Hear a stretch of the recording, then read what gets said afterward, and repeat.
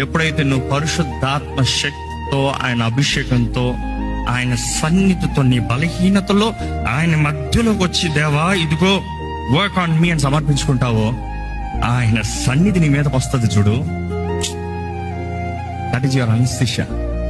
నీ గాయాలన్నీ మర్చిపోతావు. ఎట్లా ఉంటదంటే, ఈ నాక గాయమా ఎప్పుడు? ఇప్పుడు చూడరా. That is how it will be. అనేక సార్లు అపవాది మన జీవితంలో గాయాలు తీసుకొచ్చి మనల్ని కృంగదీసి, నిరుత్సాహపరిచి, నువ్వు చేయలేవు, నీకు కుదరదు, నీకు అవ్వదు, నీ బ్రతికింతే. I challenge my self.